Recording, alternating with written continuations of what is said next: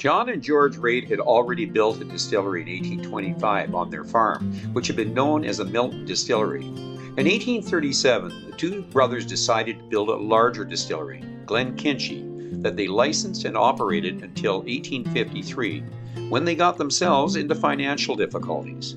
They then sold the distillery to a local farmer named Christie, who converted it to a sawmill. In 1881, a group of Edinburgh investors led by Major James Gray purchased Glenkinchie and spent 9 years rebuilding and expanding its size. It got into production in 1890, and in 1914, Glenkinchie joined Rosebank, St. Magdalene, Grange, and Clydesdale to form Scottish Malt Distilleries. In 1925, they merged with DCL, which today has formed into Diageo. In 1968, the multi-floor buildings were turned into a museum, which is a scale model of this distillery built in 1925 for the British Empire Exhibition. In 1998, Glenkinchie, which is part of the Johnnie Walker blend, was chosen as the Lowland whiskey for Diageo's classic malts. When Glenkinchie was founded in 1837, over 100 licensed distilleries were active in the Lowlands. At the end of the 20th century, only 3 of them had survived: Glenkinchie, Auchentoshan, and Bladnoch. There is now a Lowland revival of new distilleries like Rosebank, Annandale, Elsa Bay, Dathmill, and Kingsbarns. It may be surprising that Glenkinchie only has 2 stills, but the 30,000-litre wash still is the largest in Scotland.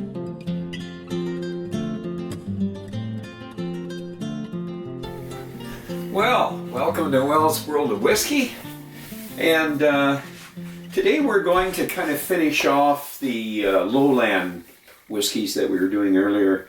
I did jump away from there and I never got to Glenkinchie there.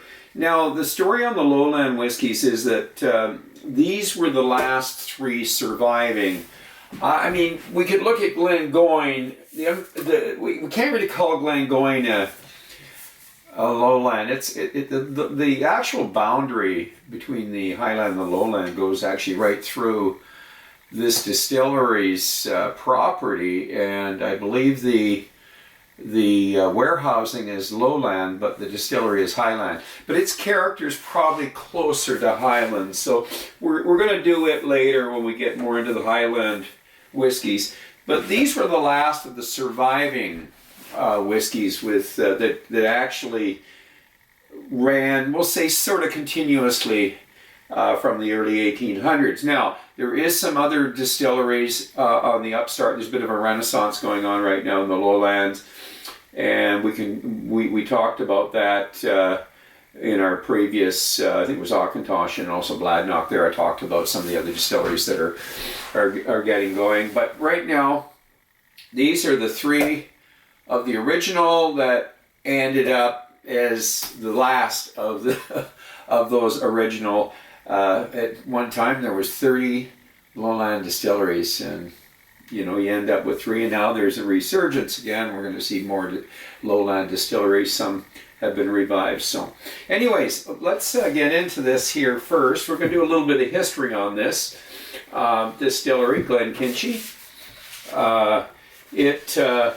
It has the nickname the Edinburgh malt because it's so close to Edinburgh, and also it's been called the garden malt because of it's located in the East Lothian foothills, and that's a garden area, a very picturesque garden area. So, but basically the history of this, we'll say that it was probably originally the Milton distillery that was founded by John and George Reid back in 1825, and I believe it was out of their farm. They basically created the distillery. Now, for a period in that, it changed. Not so much ownership, the people that were actually running it. I believe there was a James Gray that was actually running it for a while, but eventually John Reid was back in control of it, but got himself financially in trouble, and he sold it to a farmer that I think by the name of Christie, that turned it into a sawmill, and also used the buildings and that for his barns and that. Basically, the distillery went to sleep for 28 years with being used for a barn and also a sawmill. And 28 years later, it was in 1881. They started rebuilding it, and it was a consortium of businessmen from Edinburgh, led by Major James Gray, and they called it the Glenkinchie Company. That's when it officially got its name. And again, we have its history claiming it was back in 1835 or 37 or whatever. That was probably the Milton distillery back then, when the Rates owned it. But they continued to produce after rebuilding it, and it took them 10 years, by the way, to rebuild it. They produced right up till 1914. And Glenkinchie and 4 of the other Lowland distilleries formed the Scottish Malt Distillers, which is the predecessor of Diageo. It went through United Distillers, DCL, etc., and of course is Diageo today. So that from 1914 to today, it's been part of that group. Now, it had a pretty good run. Pretty much all the distilleries stopped in the First World War, lack of barley and that.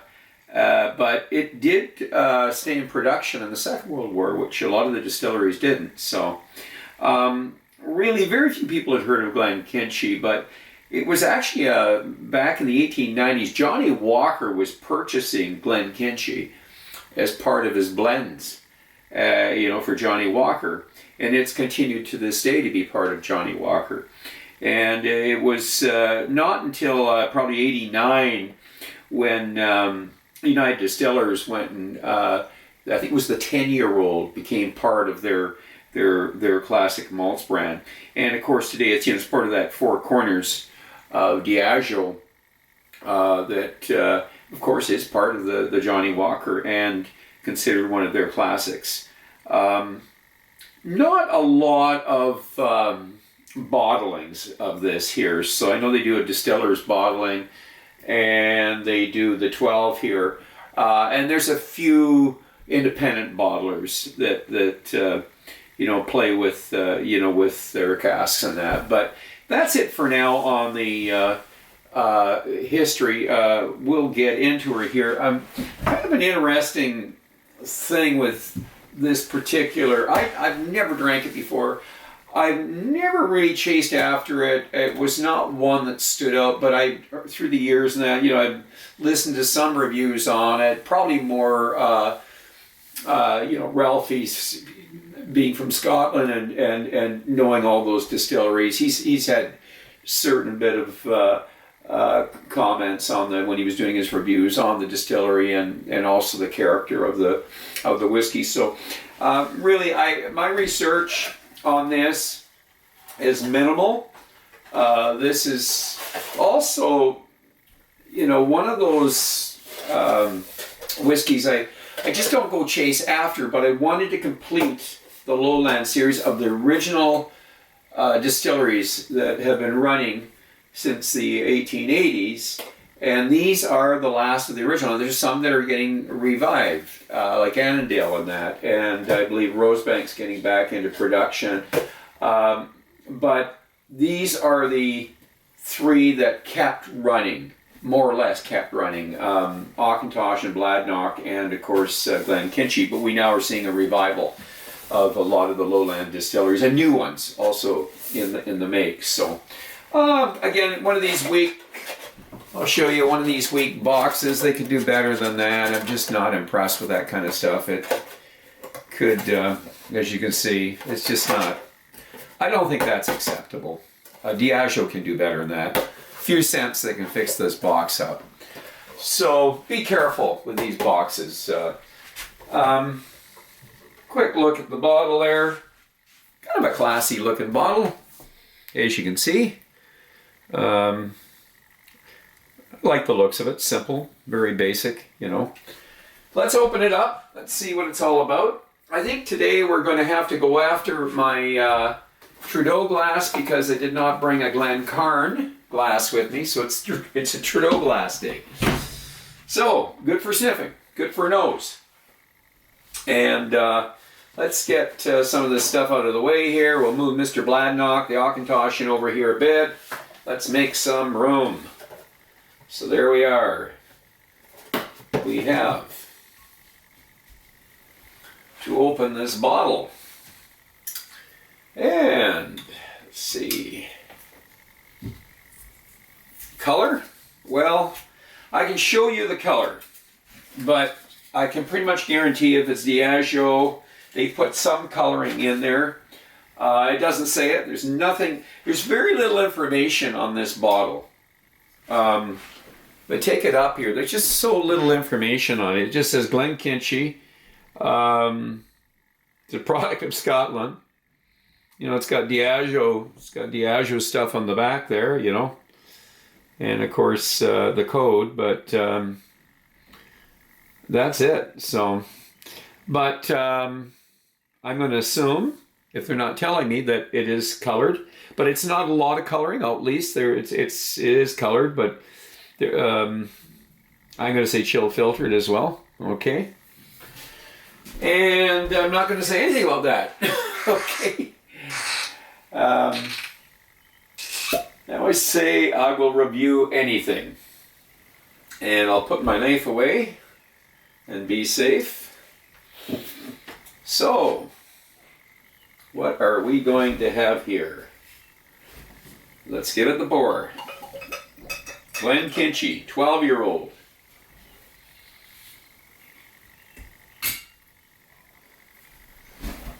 Okay, to start off with, a little bit of grass, floral notes, lemon, citrusy, yeah. Lemon oil,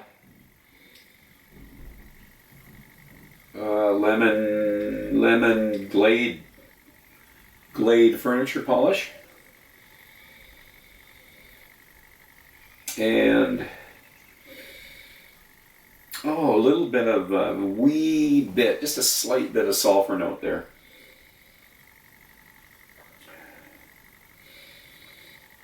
I'm gonna say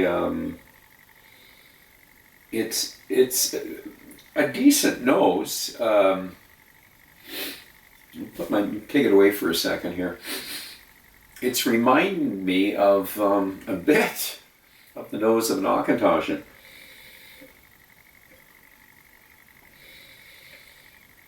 It's not standing out. There's nothing really standing out, but it's got the characteristics of a lot of those scotches that are, they have the lemon character. It's not a real strong. It's more on the delicate side. Maybe a slight bit of a smokiness in there, a bit of peat maybe. I got very little information, even on what this is finished in, but I'm going to say it's definitely got some, some bourbon casts and possibly maybe some European oak. Okay, to the palate.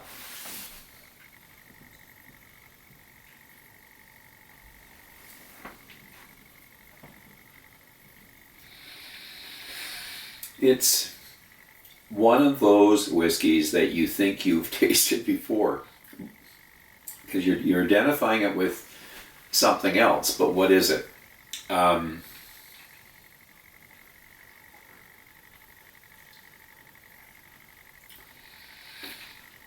Well, when the thought comes to me, I'll let you know, but I'm going to do that again.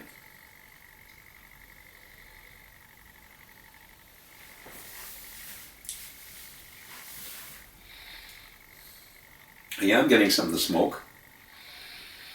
A wee bit of Craigellachie in it. That's kind of slightly bit of a dirty smoke. We talked about dirty smoke and clean smoke. Slight, very slight.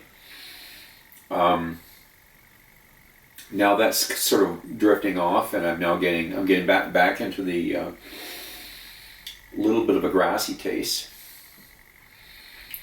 A little more complex than what I was expecting from the nose. So there is a little more complex body to it. There is a slight bit of bitterness to it, not a lot, but it's very slight. I mean, it's palatable, that bitterness. It's actually part of the character of it. Honey, a little manuka, maybe manuka honey.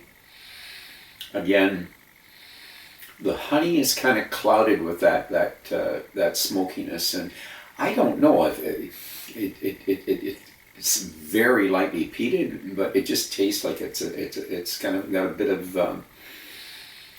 a smoky finish to it. So that'll be interesting. I'll have to do some research later on it, but it's leaving a coating on the tongue. I am getting the spices. I am getting some spices. Cinnamon. I don't usually do this. I'm going to have to one more time. I mean, little bit of a confusing drink, I will say that.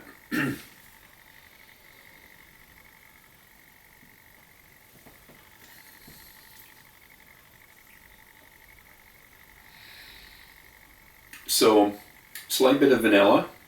The spices are cinnamon and a wee bit of pepper. Very slight bitterness still there. Grass, hay. The lemon stuff is there too, actually, but it's more in the background.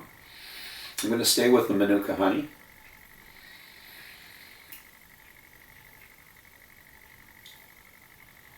Very, very interesting. Let's try the finish. Before that, let's see if it's got some legs. We'll give it an opportunity here to show off some legs.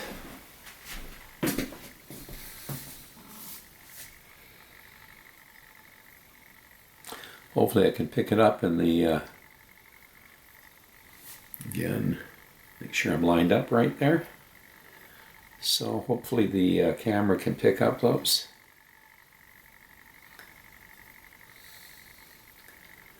You know, slight bit of legs there. I'll try it one more time here. Just give it a quick swirl, see if we can get some more. Yeah, okay. So you can see the color. They throw some light coloring on it. And again, it's a finish.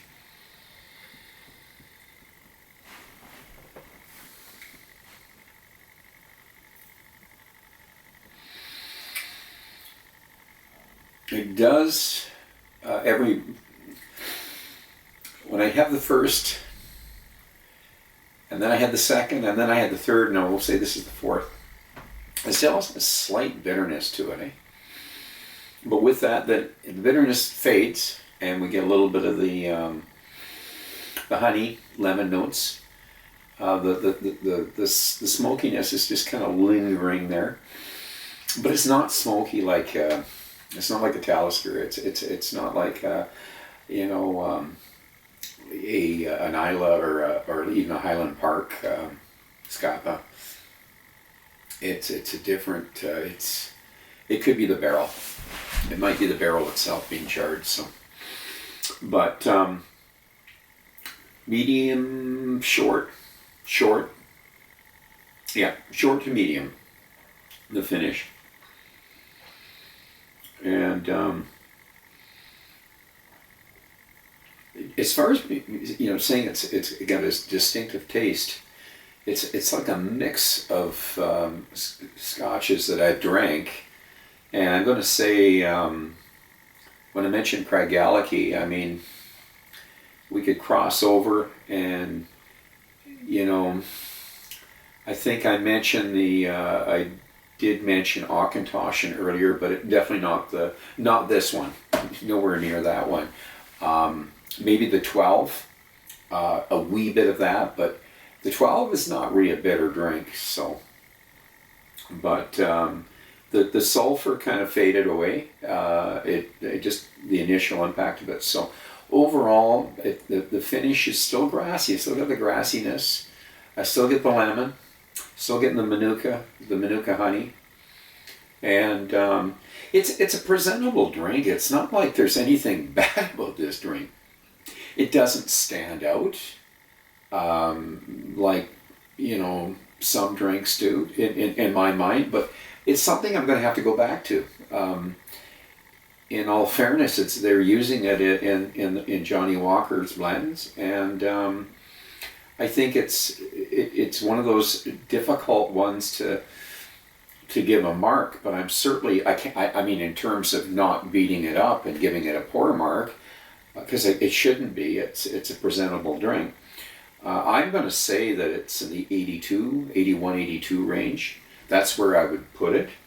I would like to go back to it again in some time and give it another shot. But right now, that's where I'm going to put it. I am still going to put some water in it, and I'll change my mark if that water does something, because I want to be fair about this. So I'm going to top it up just a wee bit there. And let's try a little bit of water. So we're sort of sitting in the 81, 82 area here, and we're going to see if water does help. And I am prepared to. I wasn't adding water to some 83s. They were doing okay on their own, and they were getting decent marks. This is more or less to bring the mark up if I can. So we'll see what happens. I put a few drops, two drops in. Didn't want to overdo it. It is a 43 ABV. Little trivia about this, and I'm going to let it sit for a bit here. Little trivia about this distillery here. It has the largest, it has two stills, and it has the largest wash still in Scotland. It's over 30,000 litres.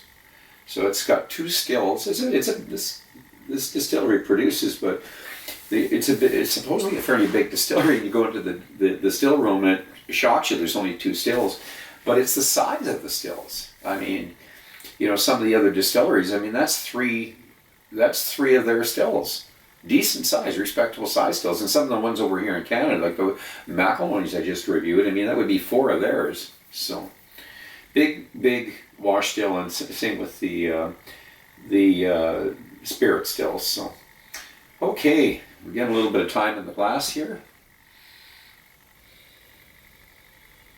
Yeah, I get that Craig Gallagher. And I like Craig Gallagher. I love this stuff. So 11. I'm getting the honey, floral, and it has a delicate nose. I really do like the nose of this, and the water really amplified the nose. And I could spend more time on the nose than the palate. I like the nose. The nose is going to definitely be part of the score. Let's try it again. Palate.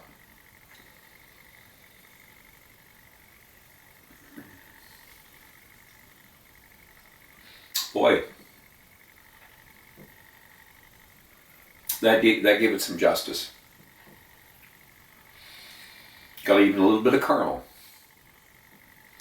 The dirty smokes disappeared, and it's just very slight in the background, like a charred barrel. I'm getting malt. I think the wood was playing part of that too. It is 12 years old, so I think the wood was a player there. Losing a little bit of the pepper, but I'd still retaining the cinnamon and maybe even a little bit of ginger, coming in there. So remember, I'm doing this with water, 2 drops of water. And I'd already scored it around an 81 to 82, but what am I going to stay in the 81 area, or do I push it up to 82? So adding a little bit of water is really opening up. I do like the nose of this. So it really did open it up. I'm going to take one last little shot before I give it a final score.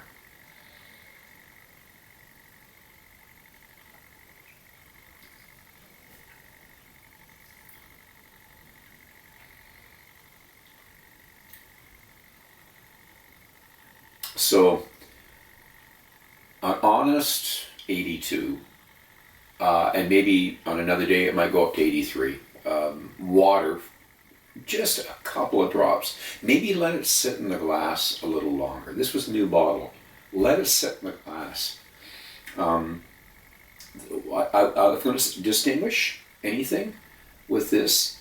It is a drink that has more character as you let it sit, and like the floral notes that I got, stronger on the I would say the caramel notes when I added water.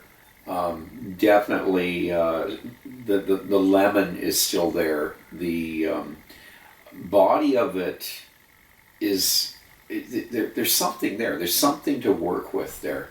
So in all fairness, I'm going to stay at the 82. Possibly on another day I might even push up to an 83, but it improved it quite a bit. And I'm going to leave it at that. So Glenkinchie, an 82. I'll get through this. I'm going to play around a bit with this, and I'll probably get a little bit of an education from it. But it is the last of my Lowland whiskeys, and that I'm reviewing for now. It'll be the newer ones that if I do any more, it'll be the newer ones that are certainly the ones that are after they've maybe got some age to them. So I'm going to ask you to drink wisely, drink intelligently, do not drink and drive. And until the next time, Slàinte.